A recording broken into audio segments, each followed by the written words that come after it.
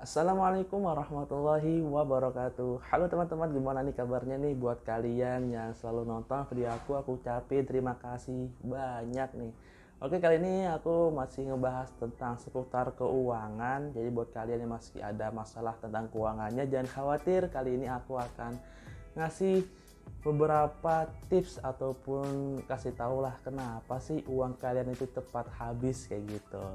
Kalian suka heran gak sih kalau misalkan gajian baru datang, ya kan, baru tiba, uang jajan baru dikasih ataupun itu, terus tiba-tiba dalam beberapa waktu ke depan atau beberapa waktu jam mungkin uang kalian sudah habis. Astagfirullahaladzim. Nah, kali ini aku bakalan ngasih tahu ada 3 ternyata yang menurut aku 3 hal ini bisa membuat uang kamu cepat habis. Yang pertama, gaya hidup mewah. Nah, kenapa sih kok gaya hidup mewah bisa membuang-buang uang ataupun membuat uang kita cepat habis? Oke, karena gini deh. Kalau kalian datang ke warung ataupun membeli makanan dari warung, coba deh kalian bandingin kalau kalian beli makanan di restoran mewah ataupun kafe-kafe kayak gitu. Coba kalian bandingin deh harganya. Dari segi harga kalian udah tau lah ya harganya berapa. Oke, dari minuman aja, kalau kalian beli minuman di warung cukup bayar 2000 misalkan. Tetapi kalau misalkan kalian beli di restoran ataupun beli di tempat-tempat mewah lainnya kayak kafe ataupun itu, kalian harus bayar 10 kali lipat atau mungkin 100 kali lipat. Ya gitu ada sih ya kan, tapi juga ya setiap orang sih mempunyai pemikiran yang berbeda-beda gitu. Oke, lanjut ke selanjutnya. Misalkan kalau kalian lagi jalan-jalan, lagi hunting ataupun apapun itu, kalau misalkan kalian lagi liburan ke suatu daerah ataupun misalkan di dalam kota kayak di Jakarta, di Monas, coba kalian bandingin ke apabila kalian jalan-jalan ke luar negeri yang tentu harus mengeluarkan uang yang banyak. Nah, oleh karena itu gaya hidup yang mewah ini harus diperhatikan. Bukannya aku ngelarang kalian untuk gaya hidup mewah ya, karena setiap orang berhak memiliki apa ya, ya untuk berliburan, untuk menyenangkan dirinya sendiri karena sudah ada beberapa pencapaian yang dilalui. Ya mungkin boleh aja kalau misalkan kalian pengen beli kopi yang enak, kopi yang mahal kan, dengan mengeluarkan uang yang banyak karena atas pencapaian yang kalian dapatkan. Jadi jangan lupa, yang penting adalah lihat dulu kondisi keuangan kamu. Maka kalau misalkan kondisi keuangan kamu baik ataupun sudah melebihi ambang batas, maka kamu bisa menikmati itu. Yang kedua, tidak terbiasa memegang uang yang banyak.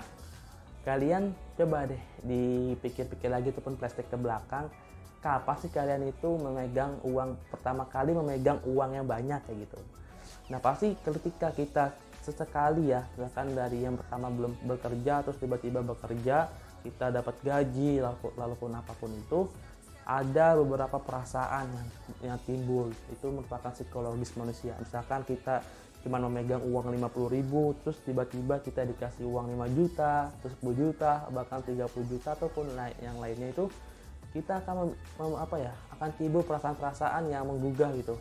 Yang biasanya kalau kita memegang uang 50.000 cuman makannya di warteg, makannya di pinggiran jalan, tetapi kalau misalkan kita tiba-tiba memegang uang yang 10 juta, bahkan yang berpuluh-puluh juta yang lainnya, kita berubah seleranya. Yang biasa makan di pinggir jalan, kita bisa makan di restoran ataupun di mall-mall yang lainnya. Nah, tentu yang tidak terbiasa memegang uang banyak ini menjadi satu alasan sih kenapa uang kamu cepat habis. Jadi bagaimana solusinya?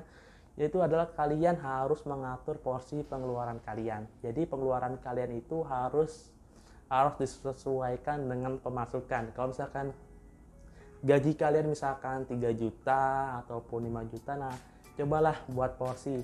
Kira-kira berapa persen sih pengeluaran yang harus kalian lakukan? Misalkan bayar listrik kan, dari biaya wajib listrik, lalu refreshing ataupun itu, coba deh kalian urutkan satu-satu.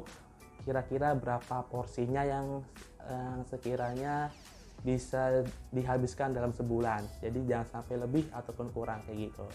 Yang ketiga, sekaligus yang terakhir nih, yaitu adalah kurangnya pendidikan finansial. Kalian kalau sekolah SD, SMP, SMA ataupun kuliah pernah nggak sih diajarkan ataupun ada mata kuliah atau mata pelajaran terkhusus tentang finansial, ada nggak? Nah, oleh karena itu yang pernah aku alami ya dari SD sampai kuliah ini, pendidikan finansial belum ada deh.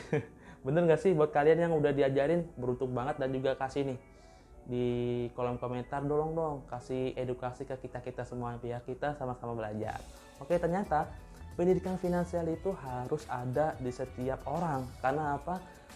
Yang membuat kita itu makmur ataupun bisa lebih baik ke depannya dengan kondisi keuangannya lebih baik ataupun itu, tentu ada landasan pendidikan finansialnya. Lalu apa sih pendidikan finansial itu? Lebih gampangnya ataupun lebih rincinya yang aku dapat kasih ke kalian, pendidikan finansial itu adalah suatu ilmu ataupun pandangan seseorang bagaimana dia itu bisa mengatur antara pemasukan yang dia terima ataupun dari gaji ya, dari hasil dagang, jualan kayak gitu, lalu diatur dengan porsi pengeluaran yang cukup ataupun pengeluaran yang sesuai dengan gajinya ataupun pendapatannya. Oleh karena itu, pendidikan finansial ini harus kalian pelajari. Lebih simpelnya kayak gini deh. Aku kasih beberapa bagian yang harus kalian setiap ada di setiap orang. Misalkan gaji kalian kita anggap porsinya 100%.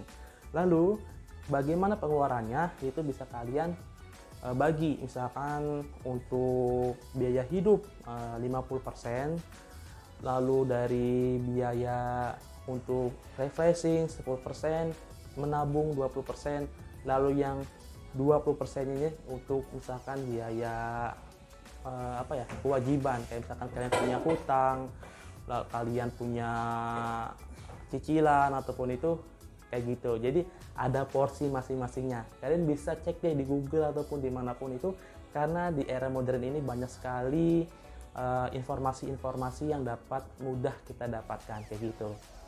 Nah, jadi gimana nih teman-teman semuanya? Kira-kira mudah-mudahan bisa dipahami ya tentang tiga hal yang bisa membuat uang kalian cepat habis.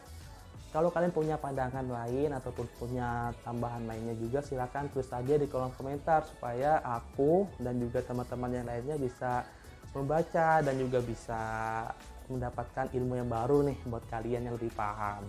Jadi aku ngucapin mohon maaf apabila ada kesalahan ataupun kurang lengkap, kurang mendalam tentang penjelasan ini. Dan nantikan videoku selanjutnya bisa seputar keuangan atau traveling. Jangan kemana-mana, tetap di channel aku.